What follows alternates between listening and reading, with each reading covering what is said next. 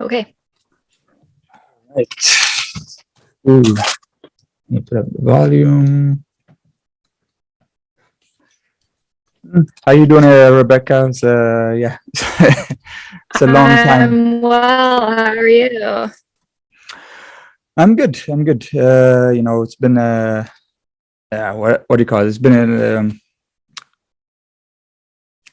It's been a good journey to find somebody else that I can talk to about about Operation Gladio. But I'm happy to find you, and happy that you are brave enough to come join me in this what do you call it? In this interview. Yeah.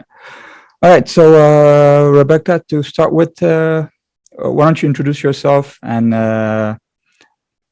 tell us about yourself and how you became interested in Operation Gladio. Oh, sure. So my name is Rebecca Olker. I began putting out videos about specifically Opus Dei back in 2020. And at that point, I was putting those videos on my personal channel. Since then, I have moved all of those to a channel called the Deep Dive Project, which is where I intend to continue speaking about Opus Dei and their very interesting affairs going forward. But I became interested in Opus Dei back in 2020, actually through a subreddit that I found. People were talking about this organization that I had heard of, but I didn't really know a whole lot about. And a lot of the things that they were saying. It's not because of Da Vinci Code, huh? Well, not just, it was people who had actually been in the organization or knew people who had been in the organization. And the things that they were saying really intrigued me, because it was pretty damning and I couldn't find anyone really talking about it. And then I started to dig into it, and the things that I was finding were concerning, and it just seemed like something that somebody should be talking about. And even though I have a really, really small channel and not a lot of views, I decided that I was going to speak on it because I felt that I could lend some shed some light on it, basically. And so through digging into Opus Dei, going through the history of the organization, the different historical events that they have been involved with, their actions, I stumbled onto Operation Gladio. I had never heard of it before. I found it as a result of like a late night rabbit hole thing that I went down, and I was blown away because I was never taught about Operation Gladio in school. It seemed like a pretty significant historical event that not even universities, right? No, not as far as I know. Yeah. So that intrigued me immediately, because I had known prior to that there was a really good chance, given Opus Dei's propensity for being so attracted to like very high ranking and important global players, that there was a good chance that they were involved in some sort of political subterfuge, for lack of a better phrase. And this basically confirmed that for me. So I started to dig into that, and I made that video once I felt like I had enough information to present a cohesive story that somebody could actually understand. So are you Catholic yourself? Or I was raised Catholic, and I think that's how I had heard of Opus Dei before, because there are different like fraternities and organizations within the Catholic Church that you can join as a lay person and be a part of, which lay just means like non-religious. So I had probably heard of Opus Dei before, but my family was never involved in it or anything like that. I myself stepped away from the Catholic Church probably 2 to 3 years ago, really as a result of beginning to ask hard questions and finding the answers for those questions and not liking what I found. And I felt that I couldn't continue to be a part of something that I saw as corrupt, which unfortunately is how I see the Catholic Church, especially when you're talking about the Vatican and Rome. So. Okay, cool. So in Operation Gladio, we have assassination terrorist attack against civilians, like blowing up banks, railway stations, and blaming it on communists, psychological operations, rigging the elections, and etc. And it's, not only that, it's a proven conspiracy that makes, Dan Brown's Da Vinci Code looks like a children's book. And we have nefarious characters like the mafia. The Vatican Church is not a nefarious character, as as most people see it. But we have nefarious characters like the mafia. We have Silvio Berlusconi. I think was he the last president of Italy or whatnot? He was part of P2 as well. But we had Masonic Lodge, yeah, neo-Nazis, and all sorts of characters in there. So yeah, can you explain to us a little bit about Operation Gladio and how the Opus Dei fit into it? Like, and who are the Opus Dei to begin with? So, Opus Dei is a Catholic organization that was founded after the Spanish Revolution in Franco's Spain by a Catholic priest named Jose Maria Escriva. And it was intended as a way for lay Catholics to work towards sainthood, basically, and towards heaven. That was kind of the selling point. It was like, this is a way for you to work towards heaven in your daily life.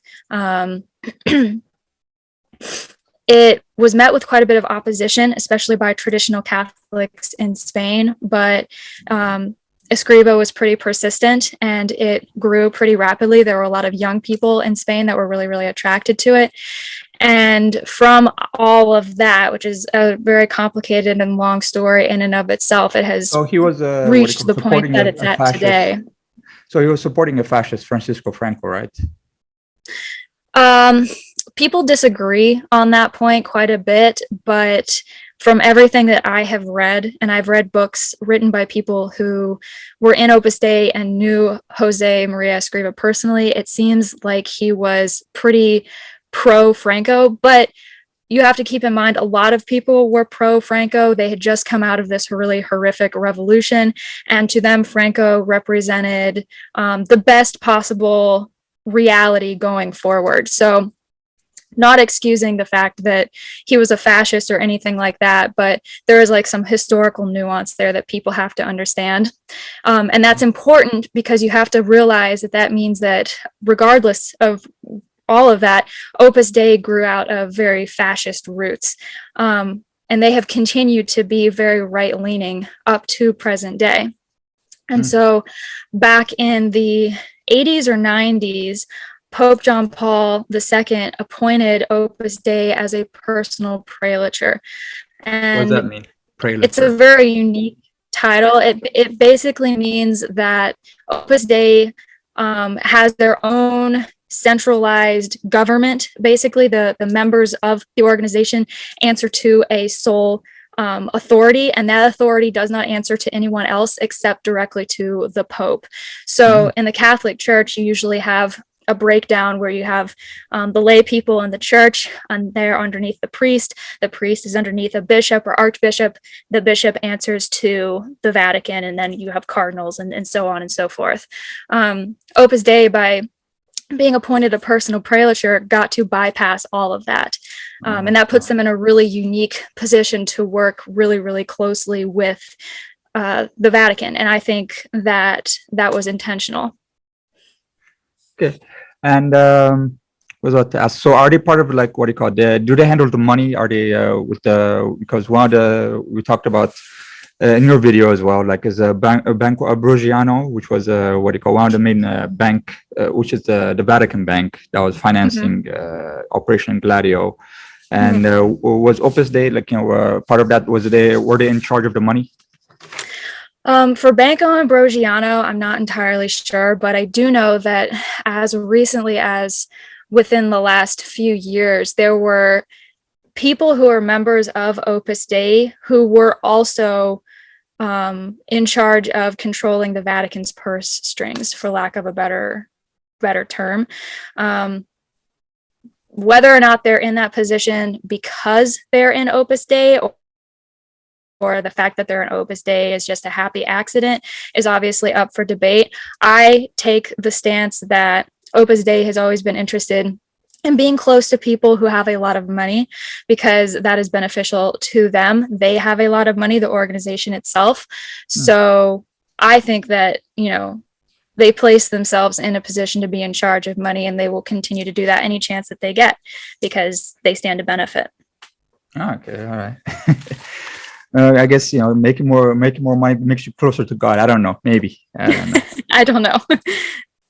All right, so let's talk about the most infamous chapter of the Gladio operation, which was, I think, the assassination of Aldo Moro, which was done strangely by the Red Brigades, which was a communist terrorist group.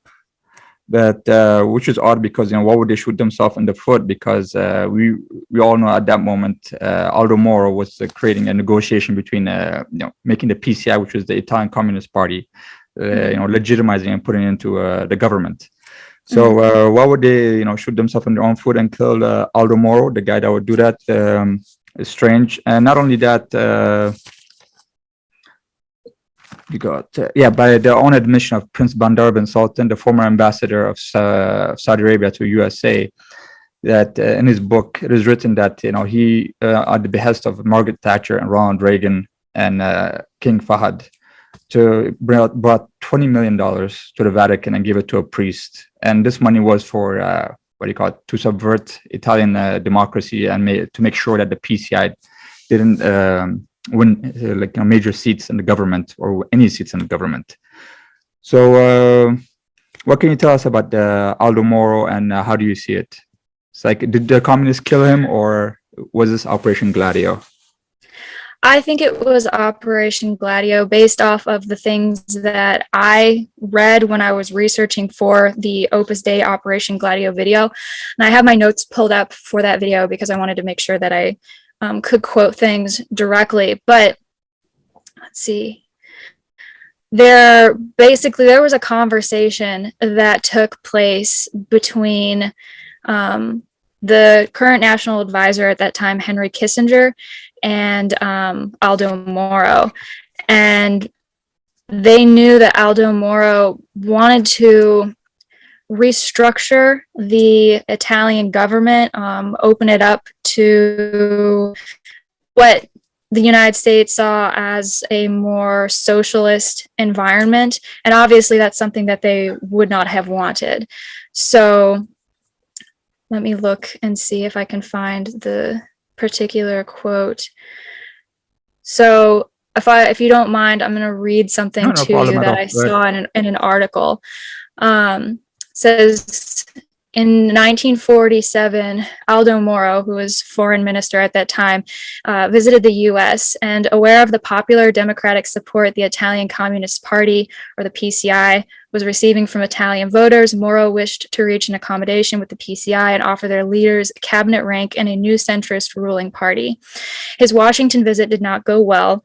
During a meeting with the Secretary of State, Henry Kissinger, Moro was told that such a move was viewed in the U.S. as, quote, profoundly dangerous and mistaken, end quote. A later meeting with an unnamed intelligence official left Moro fearful for his life. The official told Moro that he must abandon any idea to incorporate the communist, quote, or you will pay dearly for it, end quote. The official continued by warning Moro that groups on the fringes of the official secret services might be brought into operation. Who do we think that could be? If he didn't modify his position. It was a clear reference to P2 and the Gladio network. Moro cut his visit short and returned home in fear of his life.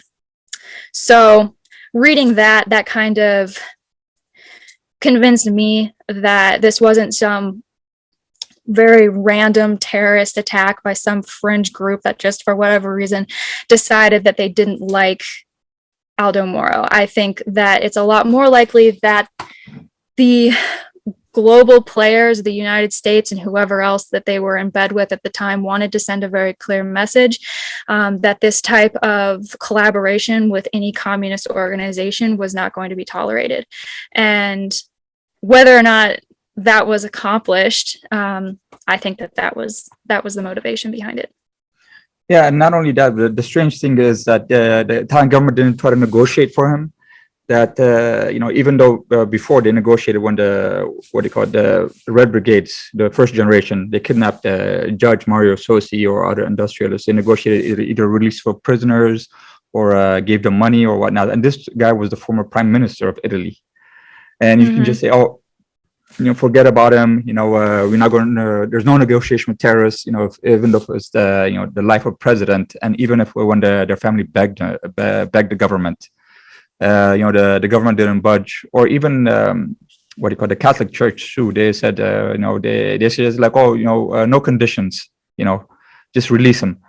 So just ridiculous that they didn't care about the guy's life. And even he, when he was in prison, he wrote a letter saying that he doesn't want anybody from the Italian government to visit his grave. I mean, no, when he was, what do you call that? When you get buried? Funeral. Funeral, yeah. His funeral, yeah. Nobody, he didn't want anybody from the Italian government to come visit him. Mhm. So, and because he felt betrayed and, was right. Mhm. Anyway, so going on to the next question.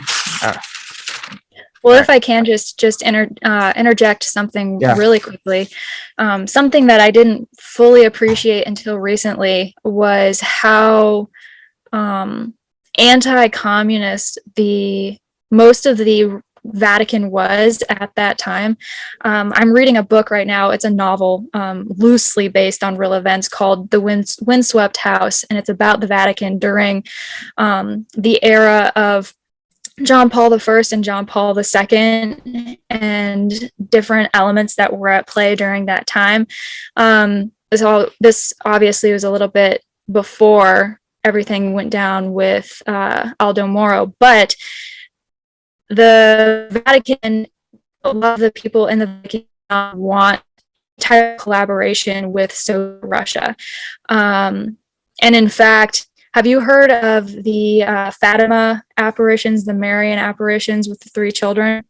No, I didn't. It's a piece of Catholic history, and basically Mary appeared to these 3 small children. If you believe the story, Mary appeared to these 3 small children, told them they had to do a whole bunch of things, and revealed 3 secrets to them. And she said that these 3 secrets were to be told to the entire world at various crucial points. Well, that 3rd secret was supposed to be revealed sometime in the 50s or 60s or 70s, somewhere in there, right around the time that the United States and the Vatican were attempting to negotiate treaties with Russia. And the essence of that secret was just that the Catholic Church and Western civilization as a whole needed to stand strong against communism. Different things happened. That secret didn't end up getting revealed to people in the time that it was supposed to. And the Vatican moved ahead with certain peace deals and agreements and talks with Soviet Russia. And a lot of people believe that a lot of the things that have happened since then have been repercussions for the Catholic Church not honoring the Virgin Mary's wishes to follow what she said when she laid out these secrets. I think it's interesting, and I just throw that in because you mentioned that, the Vatican had a very hands-off approach in the whole Aldo Moro incident.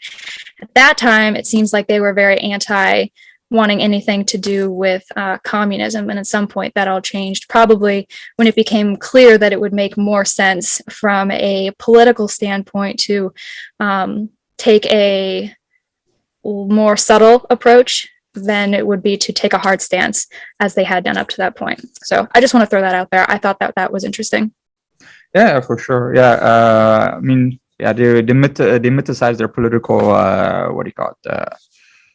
their political moves as well. But I want to talk about those. So because the Vatican, is very interesting. So they were one of the main financiers, or their bank, at least Banco Brojo, was where a lot of the clandestine money was facilitated through, not just for Italy, but all throughout Europe and Turkey, because Gladio was all throughout Europe and Turkey, which is solely outside of Europe.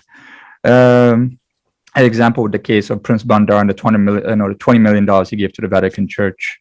So the church did a lot to fight communism in Europe, but also globally, like Operation Pedro Pan. You know Pedro Pan? Peter Pan, Operation Peter Pan. I not.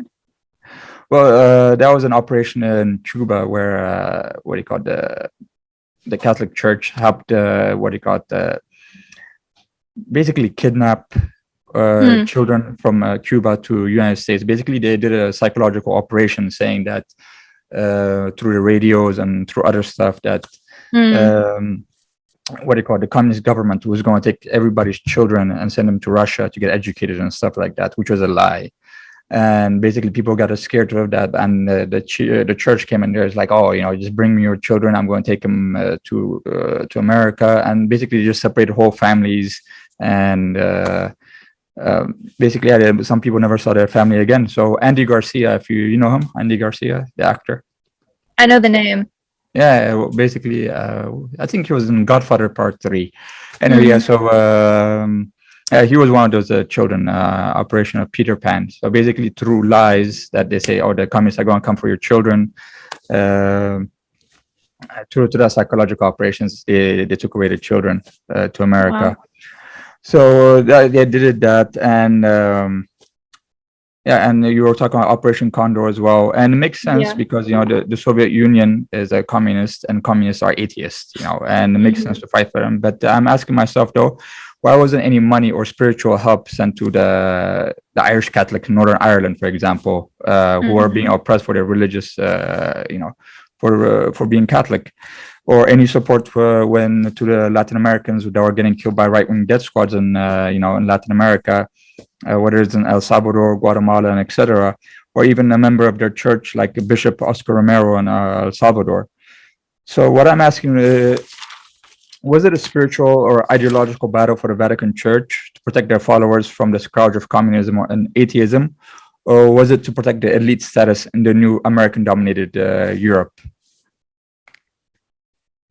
Well, I think that there's the politically correct answer that everybody would like to believe. And I'm sure the Catholic Church would take the stance that anything that they have done has been to protect the spiritual well-being of Catholics around the world. But like you just said, you at some point, if you're going to be doing that and you are a world power, which the Vatican very much is, a significant world power, you need to be willing to put money where your mouth is.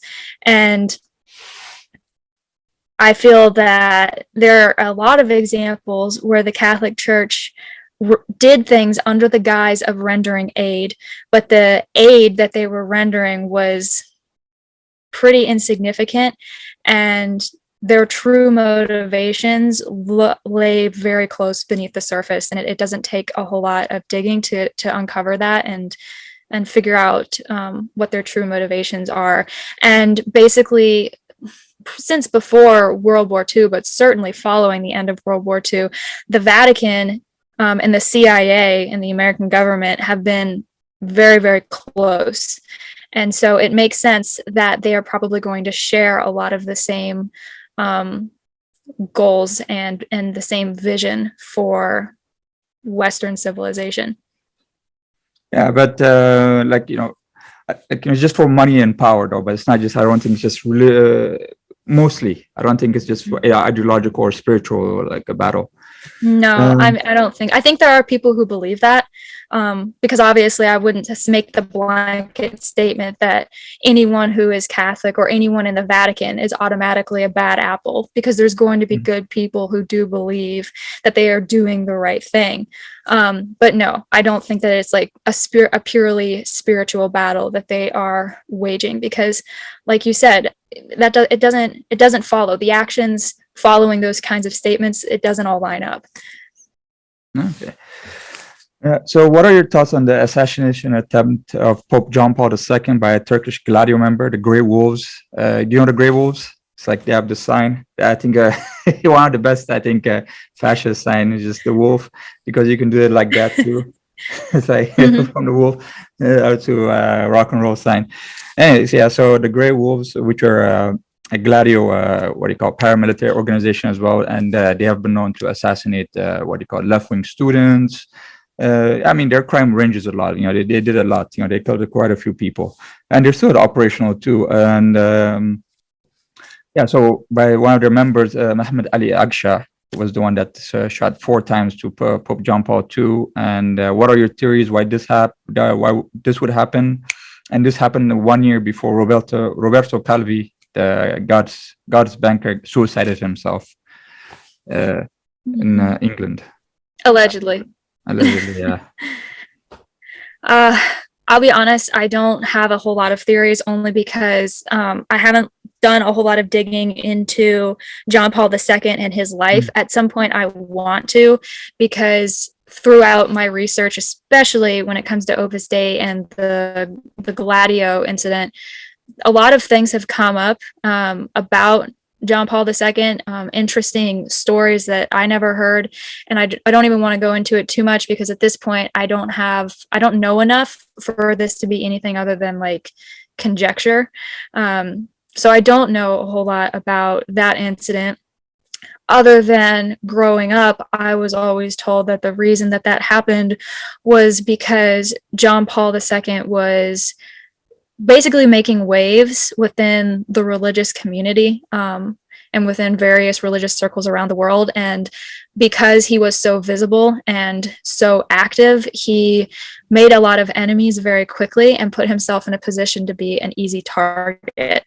Now, why the Grey Wolves would send someone forward to try to assassinate him, I have no idea. I don't know. I'd be interested to see what your thoughts are. Well, I mean, from what I've read, Pope John Paul II was a stanch anti-communist. People, I think even was it George Bush, like not the father but the son, congratulated him being what he called that fighter for communism. The first Polish president, also democratically elected Polish president, also congratulated him of being one of the helped free Poland, and he was very anti-communist. What he got? He gave money to the Polish people that were fighting against communism when it was on a part of the Warsaw Pact and stuff like. So, it makes sense for the Soviets to try to assassinate him, but not really though. And if they would try to assassinate him, they wouldn't send a Grey Wolves member, which is a member of the Gladio community. They wouldn't send that kind of person to assassinate him. But I think with some infighting, that's what I'm saying. It's such a complicated intelligence network that I don't know what he was trying to do, but he must have pushed somebody's button that they would say, okay, you need to step back or get back in line, or else this would happen too. And seeing that what happened to Roberto Calvi like a year later, and somebody was doing something, it was either taking money or was trying to report something that would not supposed to be reported, to bring into light or go to reporters about something. So there was some infighting between what was going on under Operation Gladio, and that's where Mehmet Ali Aksha came from. But everybody was talking about, this was a communist deal. And even Mehmet Ali Aksha, which is, I don't know, a habitual liar, I would say so, because, he says a lot of crazy things. He said 1 minute he was tasked by the Bulgarians, the Communist Party in Bulgaria, the Soviet Union, to do this kind of stuff. And other times he said he was part of the PFLP, which was a Palestinian Marxist organization, a Christian one, that tried to do this. And they said, we don't know this guy, and plus part of Grey Wolves, they kill communists, so I don't know how that happened. And he converted to Christianity. You're right. When you start to piece it all together, it doesn't line up. And it's strange, because you would expect his actions to be, it's basically a terror attack against the Holy Father. And normally when you have a terror attack of some type against a high-ranking official in whatever United States or a different country, somebody claims that. Somebody wants the world to know, hey, this was us, we did this, and here's why. And you don't have that in this particular situation, which is strange. Yeah. And not only that, even stranger gets that he converted to Catholicism while in prison. And and when the Pope died, he brought white flowers to his grave and gave white flowers to it. And what else do I want to talk about? Oh, yeah. And after that, actually, when he got freed from prison, he wrote that, oh, no, it's not the communists that, that tasked me to do this. It was the Iranians. Those, and he personally met Ayatollah Ali Khomeini, and he kissed his feet and he instructed him to go kill the Pope. So I'm not here to say, oh, the Iranians don't do terrorist attacks. Everybody knows they do terrorist attacks, but they keep it in the community. It's very clan-based, Mhm. organization, the Iranians and their paramilitaries, whereas Hezbollah and stuff like that, it's very Shia-based. It's very Shia-based. It's very, that's why it's hard to infiltrate and whatnot. So, back in the 80s, they were kidnapping many people, hijacking planes, blowing up stuff, but they took, responsibility for those. Yes. And and they were done 100% by Shia people, by their own people from their own tribes. They didn't go for outsiders like Turks or especially a Sunni Turk to do this kind of stuff. So none of his stories make sense at all. So this is also, like, I think, an infighting between the Gladio operations.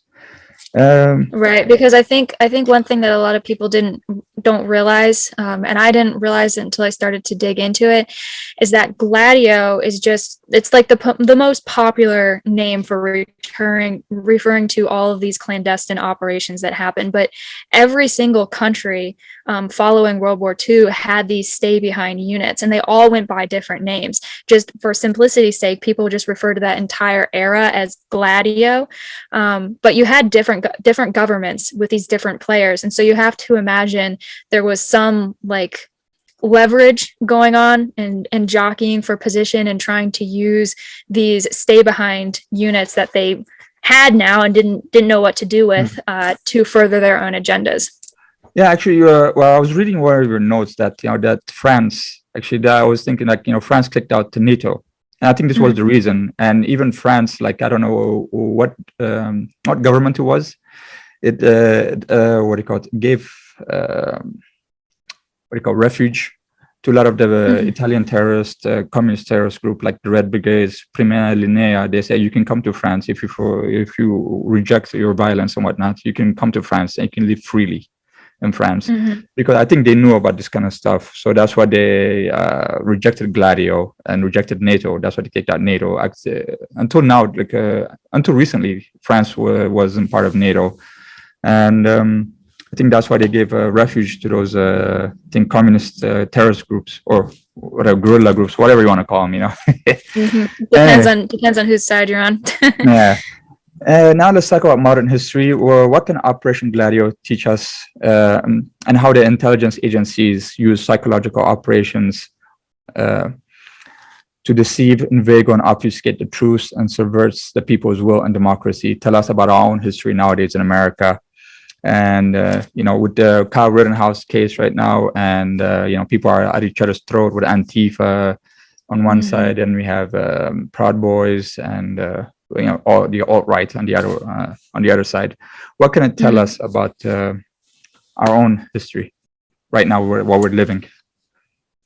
I think I'm sure you've heard the expression before that history repeats itself, and I think that this whole Gladio story really illustrates and demonstrates the lengths that nations will go to keep their perceived enemies unbalanced, even when those enemies are their own citizens.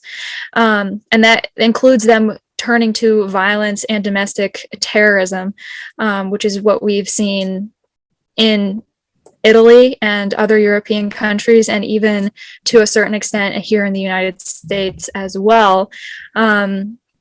And Operation Gladio, Operation Condor, Operation, you said it's called Peter Pan. Yeah. These are just a few examples of basically false flag operations that were funded and supported by outside players who are trying to make sure that the outcome that they want for the world is what they get. It's very dirty, and I suppose there is a perspective where you could say that this kind of thing is necessary, but I think that it's something to be aware of, especially when you have these really high tension incidents playing out, like here on American soil, where you had the riots and everything last year, and now after the fact, we're finding out that there was an FBI presence at so many of them. The FBI had overhead surveillance during the whole Kyle Rittenhouse incident. The FBI was involved in trying to infiltrate and basically stage a coup to kidnap the governor of Michigan. I mean, at some point here, you have to start to recognize a trend. And I think that this entire story is about recognizing that trend and being aware of the fact that if it's happened before, it will probably happen again. Yeah, because this is our, I think this is the United States years of lead. And as we can see in the years of lead of Italy, neither the left or the right came out on top. The people like, Silvio Berlusconi, the capitalists, the corporatists, they're the one that came on top. Like Vincenzo Vestiguera, like I put on my documentary, one of the neo-fascists that was doing the bombings and stuff like that. He's in prison right now. And he openly admitted about, what do you call it, strategy of tensions, like, that making people like, creating violence. And then like, that will make the people afraid and give up their liberty for the state. It's like, oh, something terrible happened, like we see right now with a lot of people I see on YouTube complaining about the grocery stores being robbed, or Walgreens. It's like, oh my God, these people are like, this is a reason because of inflation. I mean, relax. Petty theft is not going to raise inflations. But people are so at each other's throat, like, they're destroying the country. Black people are Marxists. Or BLM is Marxist, the communist takeover. This is on the right. On the left too, they have all sorts of nonsense. They talk about, and basically we're at each other's throat. And I don't think nobody's going to come on top of this. It's like, because I don't know if you do watch a lot of nature channels, like animals fighting. A fair few. Okay, yes. Well, yeah. Well, I was watching this one in the safari. There's like two gazelles fighting. They were butting heads. I don't know why, because maybe of to get territory or a woman. They were fighting for like who can get the best mate, and they were fighting. But unbeknownst to them, there was a lion, right? So a lion comes up and eats one of them even before they finish the fight. So I think this is how it's going to end. Because neither the left or the right, neither Billy Bob from Louisiana Bayou or neither Tyrone from New York City, none of them control anything. And if they fight each other, nobody's going to win anything. At the end of the day, the state wins, the lion wins. So that's what I think. And I think we can take from Operation Gladio that the intelligence agencies can use radical groups like neo-Nazis in Europe during the Cold War. But I think in modern America, they're using the left mostly, because as you can see, like, all the corporations and the U.S. embassies too, waving the LGBTQ2 plus flag, and saying coming out as woke, all that stuff. And people, I would say, oh, Sharif, you're ridiculous, talking about that, they can weaponize, minorities like, the gay community or the LGBTQ community. And I say, oh, look, governments can weaponize even animals. Like, they can, like recently, like Singapore was using cybernetics to weaponize insects, or they weaponized dolphins before, or even seals in the Russian military, or even World War II, they used to, put bombs on dogs and to go underneath tanks and blow it up. So they can weaponize animals. So I don't think weaponizing minorities. It's not a stretch of the imagination. Yeah. Or we've seen right now, actually, in Belarus and Poland, that they weaponize the refugees to attack EU, because EU was trying to unseat the Belarusian president, and he say, okay, I see what you're doing, and I raise you this, so that happens. And so yeah, what are your thoughts on that, and who's being used, and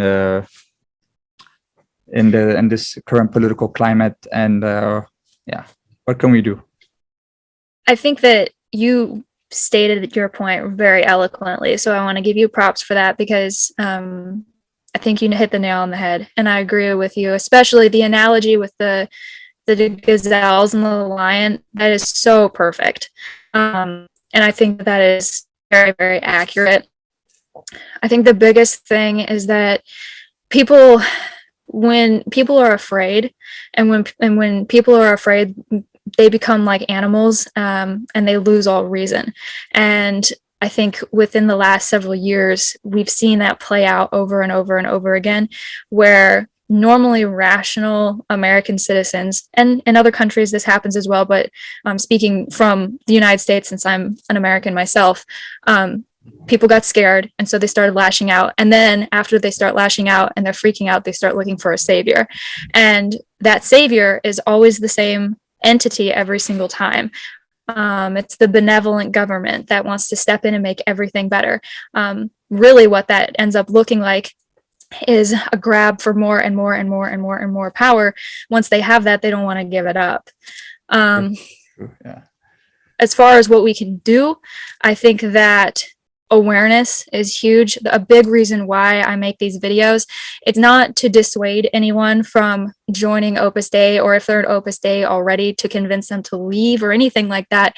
It's just to encourage awareness and to encourage people to ask those hard, critical questions that nobody wants to ask when they're convinced that they've figured it out and they're doing the right thing. And if they just keep doing fill in the blank, whatever it is, they'll be safe. That isn't the case. And I think that safety is an illusion. The only thing that we can count on is the fact that everything is always in flux and everything is changing. But if we equip ourselves with knowledge, with a familiarity with the past and with our history, where we've come from, what has played out time and time again, then when that benevolent benefactor, that entity comes in to try to save us all, we can see the warning flags before it's too late. And I think that here in the United States, more and more people are beginning to wake up. You won't hear about it, and you won't see it on any mainstream news channel because it flies in the face of everything that is popular right now. But it's still happening, and it's going to continue to happen. And it's going to be interesting to see how that ultimately plays out. Yeah. Hopefully it will turn out better. But then what happened in Italy? But yeah, I wanted to talk about the fear stuff you brought up, and I find it funny because you're right. And every time I think the government does these kind of things, they'll put us on edge. And it's I remember when I was living in Maryland, they were talking about, now the gas prices are up, and there's gas shortages. All of a sudden, people are panicked, and people are getting gases with plastic bags, and people are fighting at the gas station, stupid stuff like that. At a pin of a drop, they make us act like crazy, and it's crazy. And what else is there? The pandemic. When as soon as that happened, everybody's buying, diapers and stuff like that, toilet paper. Get out of my face, punching you in the face, and people are posting videos. Oh, look at how much mask I bought. Oh, it's so ridiculous, how we act sometimes, And one thing. Oh, go ahead. Yeah, I think they figured us out as Umberto, what's it called? Umberto D'Amato, the Italian NATO commander of Gladio, at one time pointed out that he's the Jungulari and we are the autonomous machine, and basically they just wind us up and we just do what they want us to do, and it's ridiculous. And I guess we have to be a little bit brave and not use our our human instincts, not just animal instincts and our fear to get to us, but we should just step back and think clearly for sometimes, because it's sad how they can use us, and we can just basically do what they want us to do all the time. It's ridiculous. Yeah, go ahead. I agree. To that point, I meant to bring this up earlier, but this is a perfect time as well. Throughout some of my university studies, I've learned a little bit about techniques for controlling crowds, and a couple of things that stuck with me was that, so it was talking about from the perspective of if you are a police force and you need to get a mob or a riot under control, how you do that, how you position yourself to keep everybody safe, so on and so forth. But one thing that stuck with me is that when it comes to riots, there is always somebody somewhere, usually in the center of the riot, the center of the mass of people, working everybody up into a frenzy. And you can think of that in the very literal sense of a single person standing in the middle of a crowd. Agent provocateurs, or agent provocateur in French, as they call it. There's quite a few. There's quite a lot of them. when trouble starts, I guess, to create chaos and stuff. Yeah. So whenever these incidents happen and there's a riot or people, a group of people that are lashing out, I've begun to look for who's pulling the strings, because I don't believe anything that I see unless I can verify it for myself. And 9 times out of 10, as we've seen over and over and over again, whenever you have these people that seem to be acting independently, they aren't really. There's somebody in the background that's making everything happen, whether it's the FBI, the CIA, the Vatican, Gladio, NATO, whatever. There's always somebody. Yeah. So yeah, I would ask people actually, young people or anybody in the groups like Antifa, Proud Boys, or whatnot. Never be afraid to question stuff. If never be afraid to question your leaders or whatnot. If you're in an organization that that shuts on critical thinking, then you should leave that organization. It's like that's why I find troubling with a lot of the left nowadays is like there's no critical thinking. It's like, oh, you just do whatever we tell you to do, or else we're going to ostracize you, or you're a chimpanzee, or you are this or whatnot, or it's ridiculous. And I think that's the same thing with the right as well. And we just found out actually the Proud Boy, I think just like a year ago, the leader of the Proud Boy, I don't forget what it was like the guy's name, I forgot his name. But anyway, he was an FBI informant at one part of his life. So, yeah, like, just crazy, man. And yeah, don't, yeah, like, yeah, people think like, whatever they're doing is infallible, and they don't question what they're doing. They're just like frenzied up by the mob, and just and they don't think twice what they're doing, and they don't know basically. So basically, like a lot of the people in the neo-Nazis organization in Operation Gladio, they didn't know they were working for the government. They thought they were doing yeah. And same thing here. I think whether it's on the left or the right, you don't know who you're working for. It could just might as well be the government, like the people that try to kidnap. It was just 2 guys, right, that try to kidnap, that got arrested for try to kidnap. What's their name again? Minnesota. The governor of Michigan. Yeah, governor again. You just cut off. The governor of Michigan. Yeah, the governor of Michigan. Yeah, like just like 15 people were organized, but 13 of them were FBI agents. So 2 people. The poor saps, yeah, like there's only those 2, and they went to prison for that. Anyway, yeah, that's it. I want to talk about. And what are you doing actually? What can we expect people about your coming up on your channel, or what are you planning on your future? So I want to bring my Opus Dei deep dive series to some kind of a conclusion. I'm sure that I'll never really be fully done talking about it, because I have a Google Alerts set up for Opus Dei, and I get emails several times a week with Opus Dei coming up in the news and various things. So I'm sure that I'll never fully be done talking about them. But I want to bring it kind of to a little bit of a conclusion, because there are other projects that I would like to start digging into, other deep dives that I would like to do. For Opus Dei, there's some activity here in the United States, in California and in Texas, that I want to look into and present in a video. I would like to get that out this month or the next, but we'll see how it goes.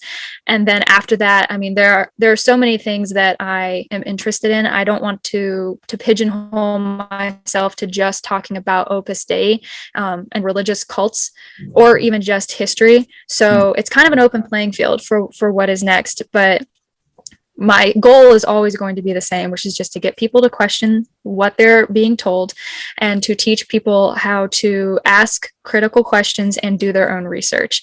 And as long as I continue to do that, I'll be happy. Okay. Are you a spiritual? What do you find yourself right now? Are you a spiritualist? Do you still believe in Jesus Christ, or? I think I consider myself a Christian, although I don't necessarily agree with every single aspect of Christianity. I definitely consider myself a follower of Jesus Christ. He was a really rad dude. I like him a lot.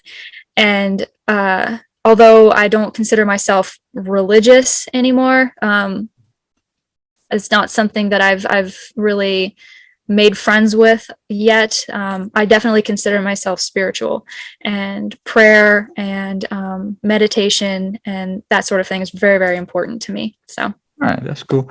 And I saw like in your some of your videos as well, like you travel a lot in America, right? Mhm. Okay. So what do you recommend? What is the best place, I think, nature-wise you've been to America? Oh man.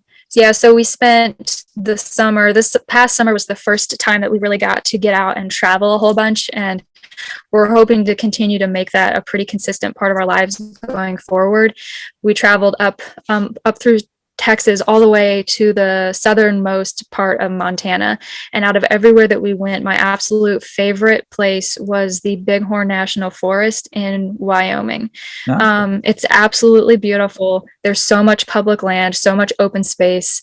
It's a really, really special place to me and to my partner both, and somewhere that we want to go back really, really bad. So, and it's also not very popular. A lot of people, when they go on vacation, they want to go to Yellowstone or Yosemite or the Rocky Mountains. And I think the Bighorn National Forest gets overlooked a little bit, but it's definitely worth taking the time to go and visit. All right. All right. Like, I guess that's the end of the interview. Thank you for everything and have a nice day. It was nice Thank talking to you. you. Thank you. All right. Bye. Bye.